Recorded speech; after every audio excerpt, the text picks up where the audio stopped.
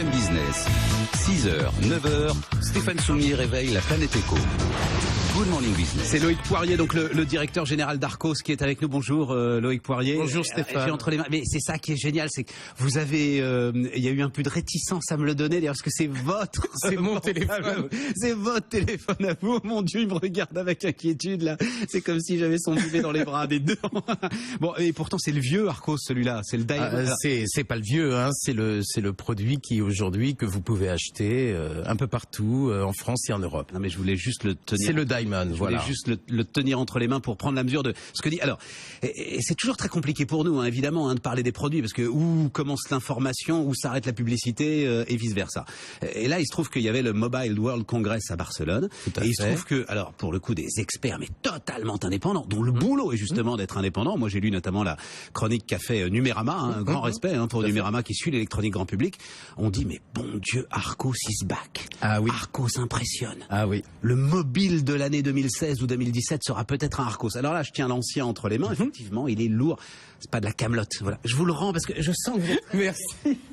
Merci voilà, Stéphane. je voulais absolument le tenir entre les mains parce que Numérama insiste là-dessus, c'est-à-dire la prise en main, etc. Et puis à l'intérieur, donc il s'appelle le Diamond 2+. Voilà. Et vous avez mis à l'intérieur des trucs de dingue. Alors donc effectivement donc je reviens voyons un peu technique, mais je pense que tout le monde a un portable, on comprend quand même. Mobile World Congress. Donc pour nous on est effectivement assez fiers. Je viens de faire une petite analyse. On a eu 1,4 million de recherches donc sur ce Diamond 2+ en 3 jours. C'est impressionnant. Vous me dites, vous me l'avez pas amené parce qu'il fallait absolument que les 3. Je l'ai laissé aux équipes. Je l'ai laissé aux équipes jusqu'à la fin. Tout le monde veut le voir. Tout le monde veut le voir. À Barcelone, donc on a réussi à faire 4 gigas de RAM, ce qui va permettre une fluidité exceptionnelle, comme un PC. La RAM, hein, RAM, la mémoire. Voilà, la mémoire vive de l'appareil. Tout marche bien. Voilà, la fluidité. 64 gigas de stockage. Une caméra de 21 mégapixels. Donc on a vraiment pris le temps de faire une très bonne caméra. Et on a voulu faire un prix de 249 €. Voilà. Je vais le dire, il n'y a pas ça. Il n'y a pas. Dans des portables qui valent aujourd'hui 600 € ou 700 €.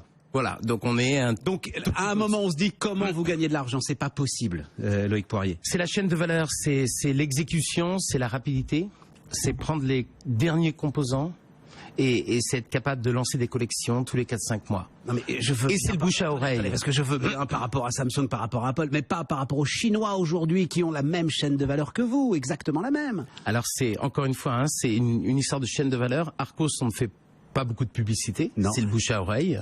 Arcos, c'est le numéro 5 en tablette en Europe. Donc on a réussi à gagner donc cette place de numéro 5 bouche à oreille. En smartphone, on a commencé voilà maintenant 2 ans et demi. Et Arcos, et je suis heureux de vous le dire, on est numéro 7 d'ores et déjà après 2 ans et demi. Donc il nous reste quelques marches à gravir. Mais voilà. C'est une entreprise de taille intermédiaire. Hein, donc Arcos, c'est une belle histoire. Hein, oui, non, mais attendez, on va y venir. Oui. Mais c'est 160 millions € de chiffre d'affaires, c'est ça, hein, Arcos. Vous êtes face à des géants à plusieurs milliards. Alors oui, donc c'est 160, mais c'est 21% de croissance. Donc c'est 160 en 2015 contre 130 l'année d'avant. C'est 4 trimestres consécutifs de hausse. Donc ce n'est pas... l'équilibre là, c'est 250 €, j'en reviens toujours pas. Oui. À la limite que vous perdiez même un tout petit peu d'argent pour vous faire un nom par le produit et pas par le marketing, ça peut être un pari. Mais l'équilibre, vous le trouvez en abandonnant totalement les dépenses marketing. Donc on coupe beaucoup les dépenses marketing, on va directement vers l'utilisateur, on utilise beaucoup le e-commerce. Ouais. Le e-commerce aujourd'hui, c'est 40% pour les utilisateurs des achats en ligne. Et voilà un petit peu la recette d'Arcos. Et puis la preuve par l'objet finalement. Oui, tout à fait. Et c'est presque. Là, vous allez faire avec ce 2+, je pense que vous allez faire du marketing viral, c'est-à-dire qu'on va. Il a commencé. 1,4 million de recherches. C'est un truc. Non mais 1,4 million de recherches en 2 jours, c'est pour nous c'est stupéfiant. Voilà. C'est beau, hein, parce que, alors, on le dit d'un mot, c'est là que j'ai vu que le papier de Numérama était parfaitement indépendant, parce que le type commence en disant quand même, Arcos qui a sans doute créé les pires tablettes jamais créées dans l'environnement Android, et notamment, je crois que c'était l'environnement Android 3.0. C'est-à-dire que Arcos a aussi, à un moment, traversé des tempêtes et nous a fait des produits qui n'étaient pas du tout, mais alors pas du tout, à la hauteur de ce que devait être la marque. En fait, Arcos a toujours innové.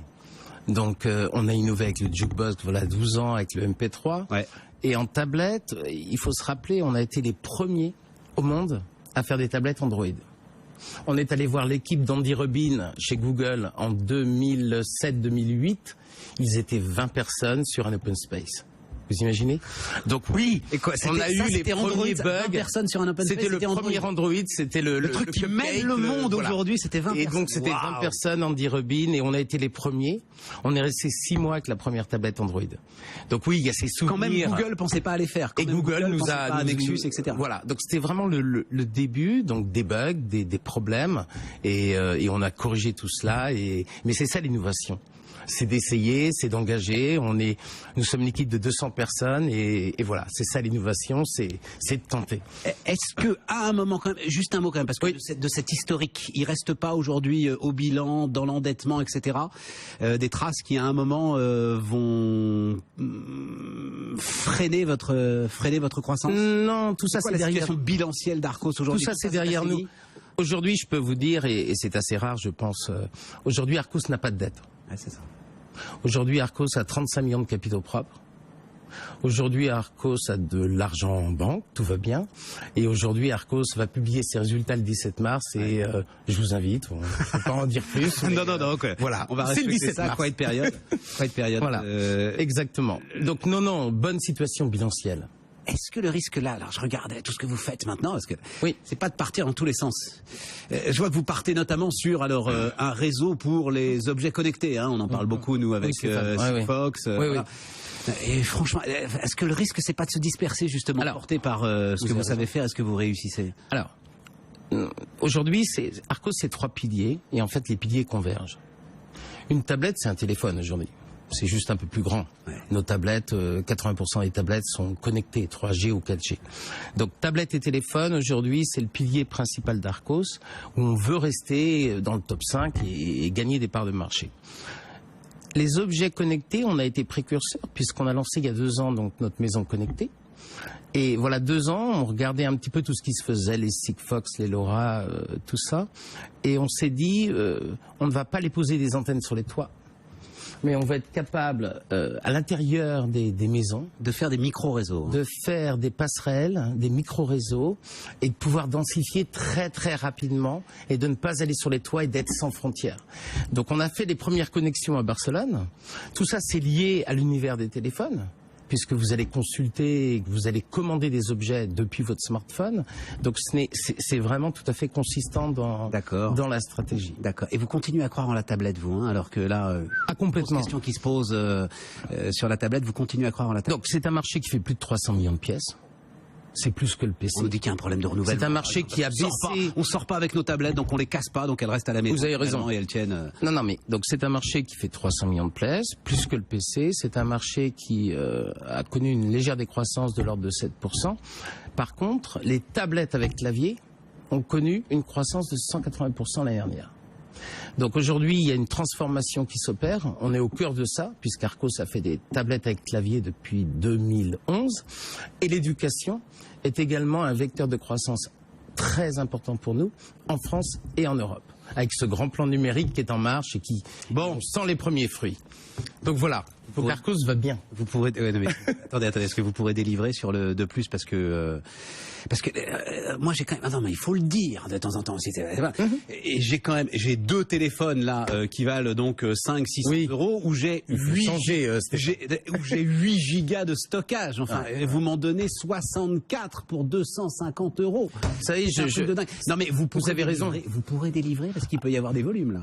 Alors, déjà, Ipsos a fait une enquête en octobre, et en fait, les Français renouvellent, le monde renouvelle son téléphone portable tous les ans, maintenant. Et en fait, l'enquête révélait quelque chose d'intéressant. 86% des Français ne voulaient plus dépenser au-delà de 250 euros pour l'achat du téléphone. Et donc là, on est au cœur d'un vrai sujet, c'est l'objet de la vie de tous les jours. Mais je pense que dans les années à venir, on veut le remplacer tous les ans, profiter des nouvelles technos. Et vous avez raison, les 100-250 euros, ça va être le cœur du sujet. Donc Arcos, on s'est armé dans notre chaîne de valeur, on a appris. On a une belle chaîne de production aujourd'hui. 160 millions d'euros de chiffre d'affaires, c'est près de 3 millions d'appareils vendus. C'est beaucoup. C'est tous les jours beaucoup de pièces. Donc voilà, donc oui, on est armé. Loïc Poirier, le directeur général d'Arcos. Mon Dieu, il est déjà 8 heures. C'est BFM Business.